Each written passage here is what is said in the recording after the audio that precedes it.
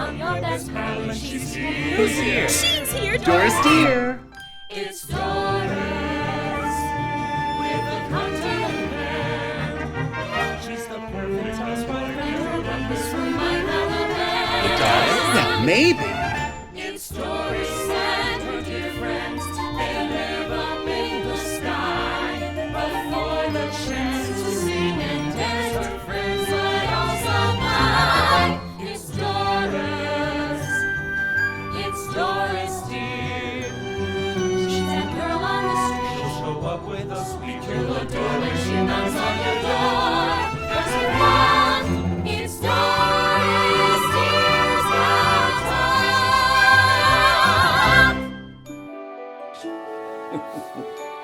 Oh, hi, dears. Welcome back to Doris Dear's Girl Talk. Polishing. I'm your hostess, Doris Dear, otherwise known as America's Perfect Housewife. It's good to see you back in the Rumpus Room. Now, we're reading from Arlene Dahl's Marvy book entitled Arlene Dahl's Love Scopes. It's from 1983, and it's chock-a-block full of ideas based on your zodiac sign and how to keep your lover happy. Now, let me tell you, my mother, Taffy, well, she truly believed in the zodiac, palm reading, psychics. Yet now Taffy was a true Scorpio in every sense, as was my sister. Now, let me tell you, watching those two go at it together, well, it was like something out of Clash at the Titans. Ooh, that Harry Hamlin. Damn you, Lisa Rinna. Oh. Let me tell you, all of that stuff was very in the 70s and 80s, you know. In fact, here in New York City, well, there's still so many palm readers along many side streets. They sit in their windows waiting for people to stop by for a reading. I'm not so sure they can truly tell you much, but hey, for a few dollars, it's good entertainment. So sit back, relax. It's time for some psychic magic from this season's author, Arlene Dahl. Okay. Now to the book. Now today's guest is a Gemini, so let's see what Miss Dahl has to suggest. Now my dad Duke was a Gemini, well, so this ought to be enlightening. Let's see, Gemini, the mercurial madcap. If you want excitement, charm, intelligence, and never a dull moment, look for a Gemini lover. Geminis are brilliant communicators. They're wildly inventive. Gemini rules the hands. Oh, they're wonderful masseurs. That's good to know. Oh, but they like to be touched as long as it's not too heavy-handed. Okay. Oh, but they need constant stimulation. Don't we all are, Miss Dahl?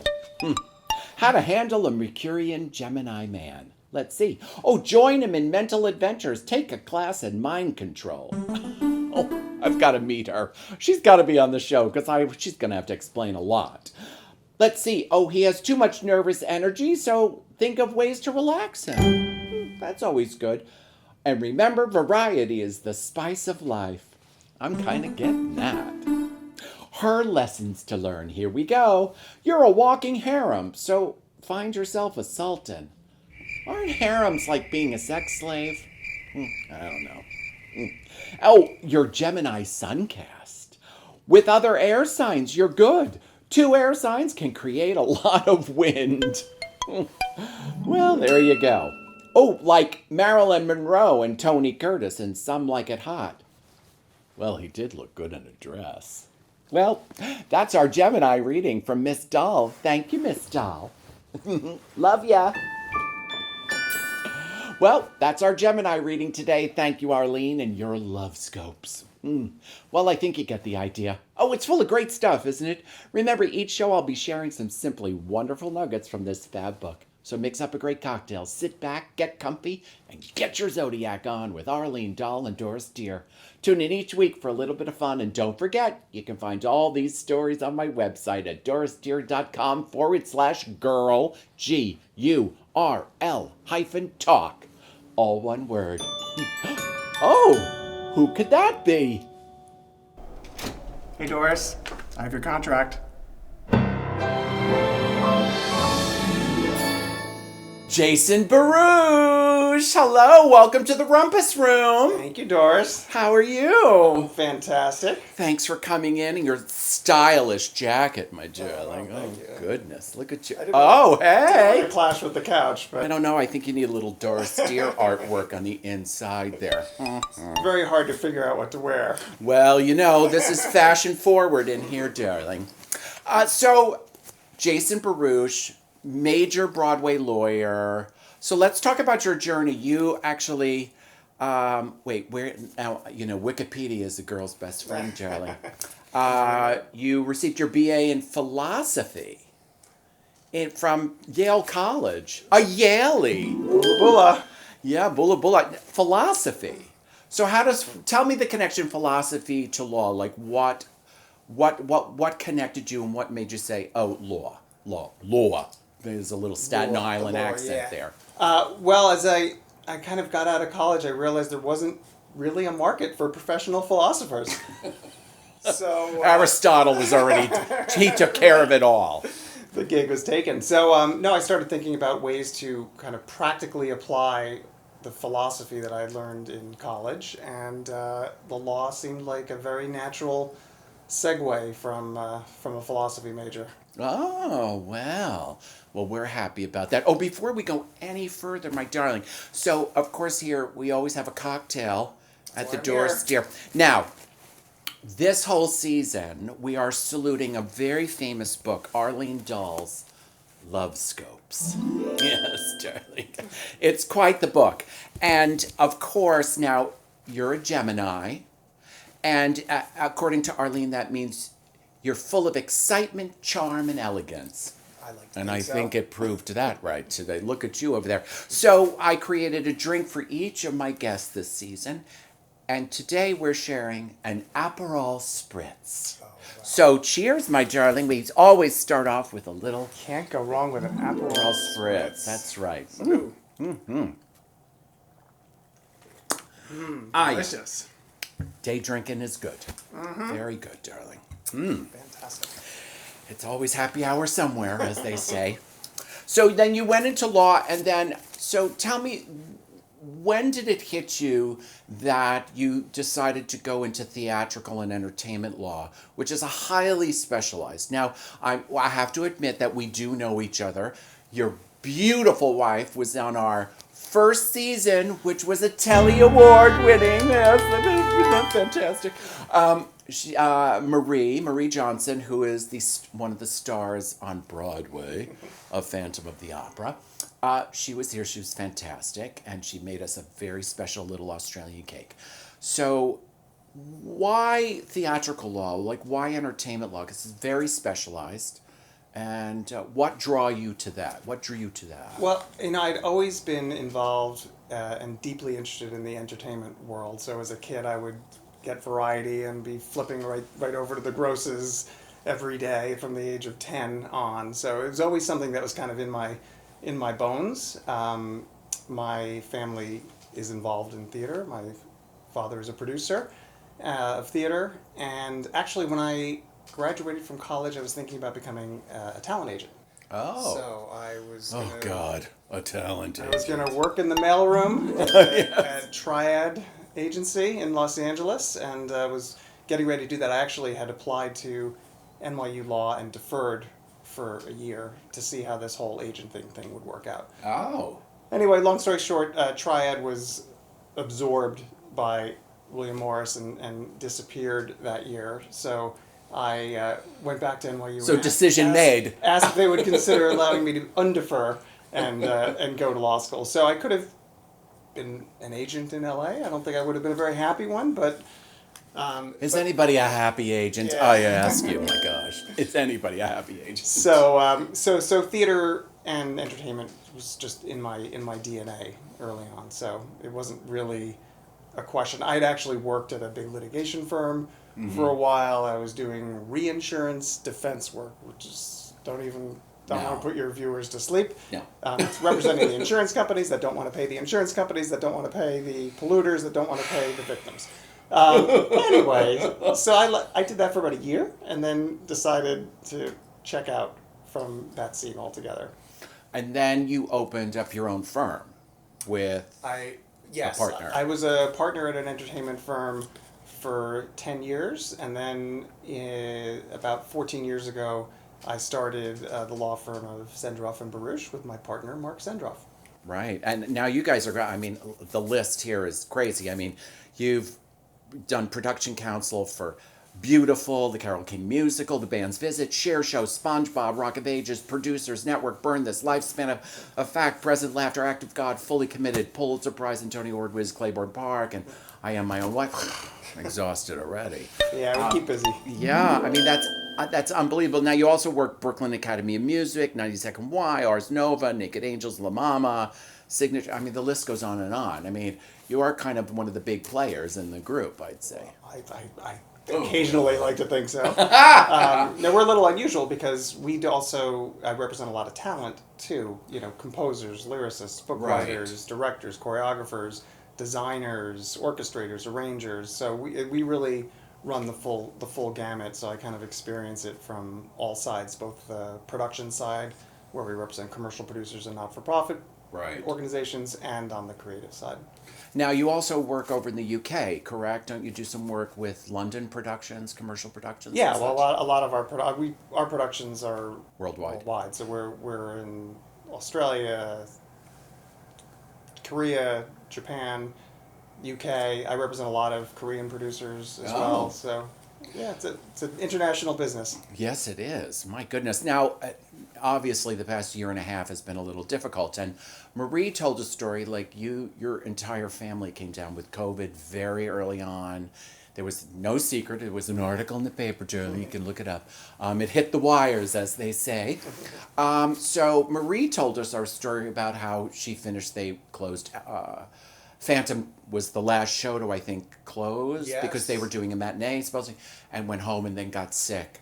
And she gave her perspective. I'd love to hear your perspective on that. I mean, what was it like when you saw this sickness going through your family, and then sort of how did that feel on your side of things? 'Cause well, I mean, it hit Marie first, and this was, you know, as you said, the Thursday matinee. They were the only Thursday matinee that day on March 12th.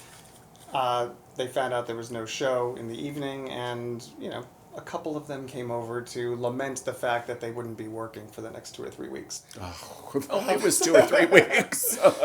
So, but a couple of people were not feeling well the next day. Marie was one of them, and then within a day and a half, it hit my younger daughter, and then me, and then my older daughter, and by the end of the week, we were all completely out. And so, yeah, we're early adapters. We didn't really know that much to be terrified. You know, we had flu-like symptoms, and it was a drag. We all were feverish and in bed for a while. The biggest drag was not being able to taste or smell for weeks afterwards, which hit every one of us, and which at that point wasn't really very widely reported, so no one really knew much about this as a symptom. But then we went through the whole litany of tests, antibodies tests, PCR tests. We couldn't get actually tested for COVID. Right, because they didn't have them. They didn't have tests. They were only available to people in hospitals and emergencies. Right. So we didn't actually have testing available to us until 6 weeks after we all came down with it. And at that point, we were all feeling completely fine.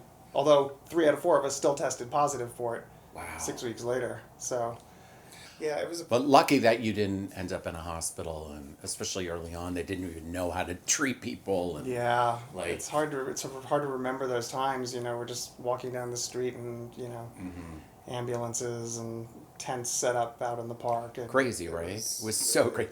I remember taking a walk one day about June, right in the middle of it. I wanted to go take a walk to Times Square and experience New York empty, and it was empty.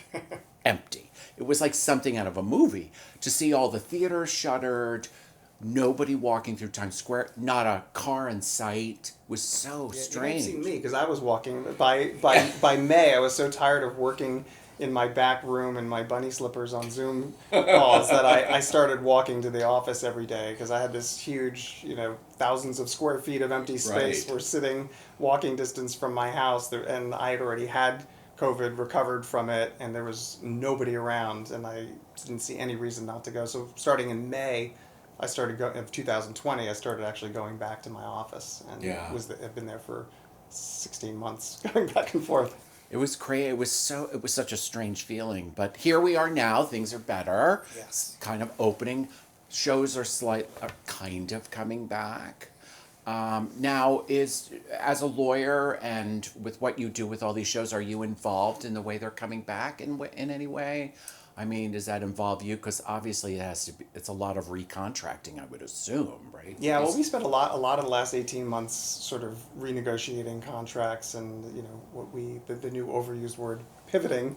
A lot of our shows we started working towards live streaming and live capture, and extending terms that had been expired, and restarting fundraising for a lot of these shows that are new. A lot of the shows are reopening that were open before. Right. A lot of that was helping navigate through, the PPP and the SVOG process of getting grants, and then what to do to qualify, what to do with the money. Right, like Waitress got a grant even though they closed, so they reopened. Yes. And are right now doing quite well successfully.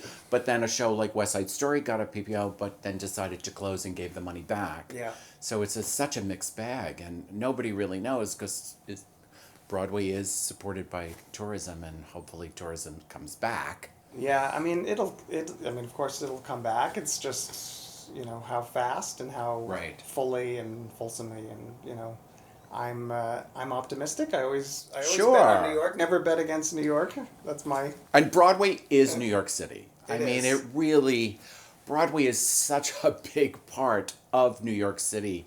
I mean, I remember the old, Grover Dale was on the show, and he created all those I Love New York commercials with all the Broadway cast. Remember those? Yes, of with course. Peter Pan flying through Central Park, and like people like coming out of Lincoln Center, and those were such great commercials. The first musical that I ever saw was in 1974. It was Doug Henning and the Magic Show. And Grover was the director. And Grover told a great story about how he didn't want to do it. And his wife looked at a check on the board and said, "That was the last check you got. Go do it." And he was like, "All right, I guess I'm doing it." That was my first show. I think my parents probably thought it was like a good entry drug because it sort of got me into musical theater, but tricked me by thinking it's sort of a magic show. But it's magic. It's not really Broadway. It's magic. So I remember that. Ran a long time. Very successful, that show. Yeah, it was 1,400 performances? Yeah. For a long time. But I saw it in the beginning, early on in 74, maybe 75. Yeah. And I was 6. He was 6. My age. Grover told us how he got the call and they sent him up to Canada to see Doug Henning, that he had this thing. And he said, I just sat there thinking, how do I make a musical out of 4 magic tricks? So apparently you did a pretty good job because it was so good. Okay, so, tell me about, you work both for the artists, for the producers. What is it like? I think people sometimes don't understand that how many wheels and balls are in the air all at once, getting these large, especially now when Broadway shows can cost up to $34 million to get them open. That doesn't even get them past the opening. I mean, that's a lot of balls in the air for those productions.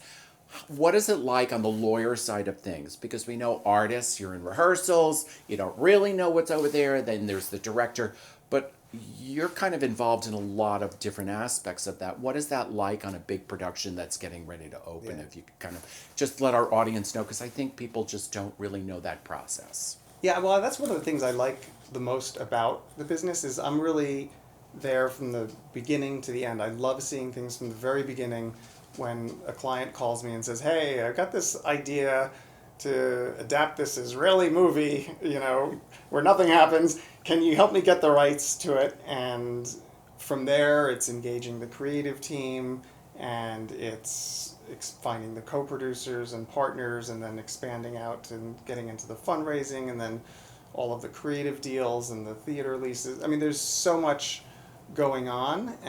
Or, hey, I want to make a musical about Carole King. It's really... you're there kind of some people don't want to know how the sausage is made, but I always enjoy that process and being there. And a long process. Day one. And it can take 7, 10 years. I've had things that Yeah. go gestated for 12, 15 years. Really? So, Like what? I mean, there's really... What gestated for? What was one of the longest gestations that you worked with? Well, I mean, the band's visit took, a solid 9, 10 years, Yeah. to get from the first thought to To a Tony Broadway. Award? to 10 Tony Awards. 10 Tony Awards. Not bad. And Spring Awakening was a long process. Yeah. Shows like The Producers and Hairspray, they don't just happen overnight. No, I think people are always surprised when they hear it, because I will say when you read the PR, they say things like, "We're writing a new musical and planning on Broadway."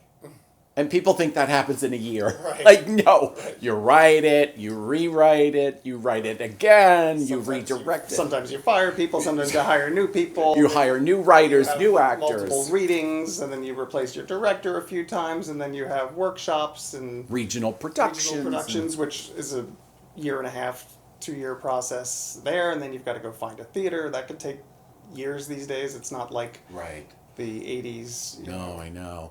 And then also the artists, like people don't understand, I think also that many directors are working on multiple projects. So they're not just available every day to sit for 5 hours. Right. Or you have a So- star, you're waiting for a star to become available. They're totally Right. booked up with a show this season. So they're not Well, gonna that be COVID is a available. perfect example. Many people just, especially the leading people of Broadway, they managed to get TV gigs or movie gigs. They can't come back to the shows. Right.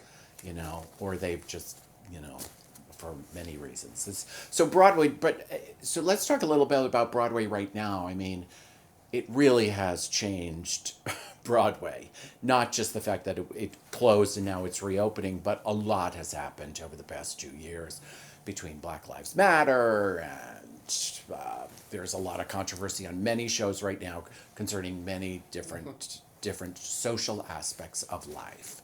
So how has that affected you guys at all? I mean, does it kind of end up in your lap a lot of times with contracting, managing the sort of bad press and all that? I mean, obviously there's press people to do that, but Right. but do you guys get pulled into that? I mean, when that's going. I mean, it does impact me in lots of ways. First of all, I'm now being asked to draft EDI clauses on equity, diversity, and inclusion into contracts, whether it's contracts for writers who, as a condition for giving rights to a producer, wants the producer to commit to diversity in the creative Right. team and casting.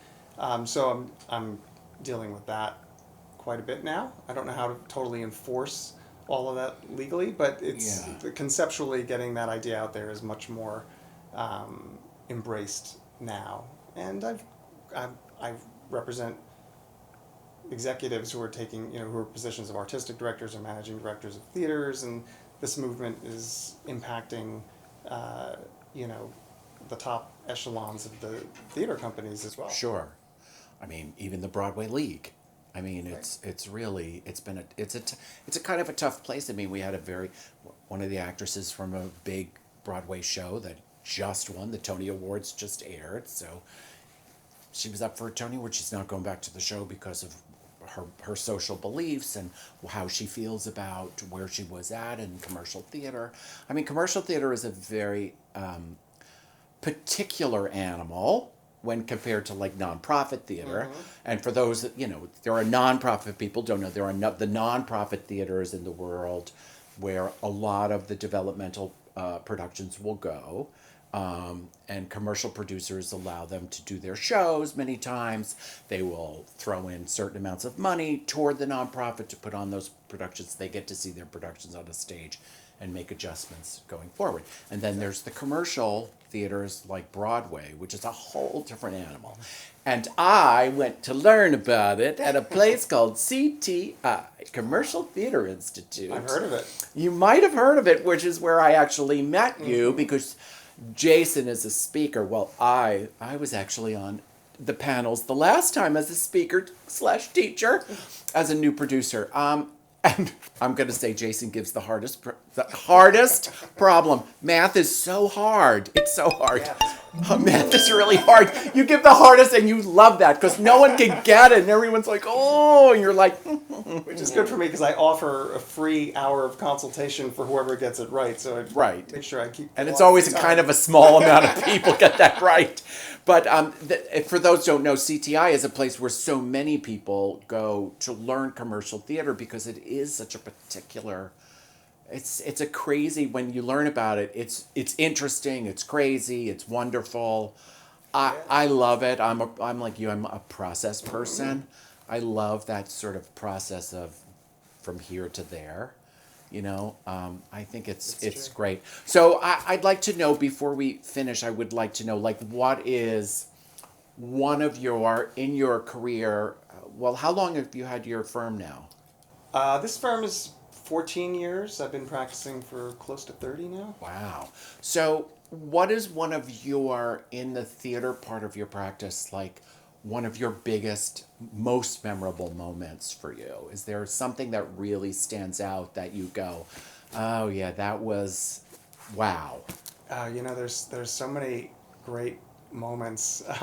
Well, especially in theater, because every opening night feels like, oh my God, it's the best thing ever. The opening. I remember the opening night of I Am My Own Wife, which was written by the amazing Pulitzer Prize-winning Doug Wright, and it was just the most magical experience working through that. I had to. Interestingly enough, Doug had been interviewing Charlotta von Malsdorf, the subject of his play, for quite a while, and sadly she died before we were able to get any contracts together. Which, for you kids out there, get the contracts as fast as possible. You're like, come on, get that signature. Jason, I need a signature. And Charlotta's brother was against the production because he felt that Charlotta was an embarrassment to the family and that this was something that he didn't want publicized. So we ended up having a row, as you say, with Charlotta's brother, and ultimately it all worked out great, and Tony Award winning, Pulitzer Prize winning. I'm guessing he wasn't embarrassed anymore. He didn't come to opening. He was in East Berlin. Oh well. But anyway, so there are times like that. I remember representing Bob Gaudio and Frankie Valli and Jersey Boys, and so many great stories. Well, Jason, I think that deserves a cheers and a thank you. Cheers. I missed the whole interview waiting for this moment. Oh, well, cheers. Here's to Broadway. Here's to keeping Broadway going, and here's to Jason Baruch for being a big part of that. Cheers, you, Doris. Cheers. Cheers.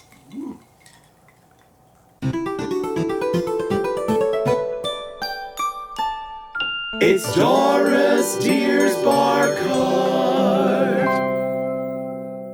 Welcome to Doris Deer's Bar Card, the place where we make the cocktails we drink here in the Rumpus Room. Now, today's cocktail that Jason and I enjoyed was Italy's favorite cocktail, the Aperol Spritz. Jason is a Gemini, and Geminis are fueled by curiosity, socializing, intellectualizing, and flitting from one thing to the next. Well, Jason is a lawyer. That's why this tantalizing Aperol Spritz is spot on for the air sign. This sign is curious and adaptable, which is perfect since this drink is made with a mixture of ingredients. Since Geminis can be outgoing and playful while also being serious and restless, this delicious drink strikes the ideal balance between fun and tradition. Well, no wonder Jason chose theatrical lawyering, darling. Often described as an Italian sunset in a glass, the Aperol Spritz originated in the city of Padua. Woo! How kiss me, Kate! And has become one of the most famous cocktails from Italy. The Aperol liqueur became a beloved aperitif in Padua, and out of its rising popularity, the Aperol Spritz was born during the chic 1950s in northern Italy. Aperol finally entered the picture in the early 1900s when brothers Luigi and Silvio Barbieri inherited their father's liqueur company in 1912, and after 7 years of experimentation, debuted the bold Technicolor tipple known as Aperol, inspired by the French term for aperitif, apéro. The original recipe, which is still in use today, remains a secret, but does include both bitter and sweet oranges, as well as, now are you ready for this one, rhubarb. Well, I do love a strawberry rhubarb pie. The brand grew in popularity throughout the beginning of the 20th century, but it wasn't until the 1950s that the official recipe for the Aperol Spritz was born. The sip was a hit in its native Italy as an aperitivo, a drink meant to refresh you from the day and get your appetite in gear for the evening.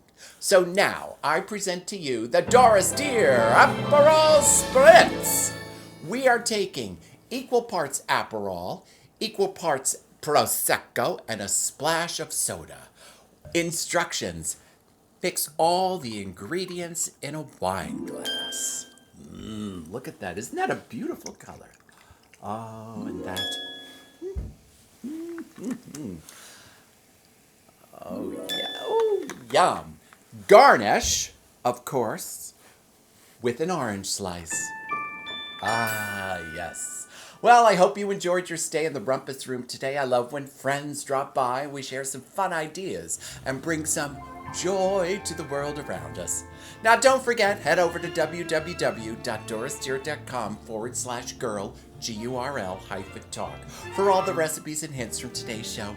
I hope you'll drop by the Rumpus Room again. The Rumpus Room. For more of Doris Dear's Girl Talk. Stay safe and hugs and love from Doris Dear. And remember, a dress doesn't get you anywhere. It's the life you live in the dress that matters. See you soon. Cheers. Oh, I'm off to Northern Italy. Bye. It's Doris. It's Doris dear. She's that girl on the street. She'll show up with a sweet You'll adore when she knocks on your door. Press her on. It's Doris Dear's Girl Talk.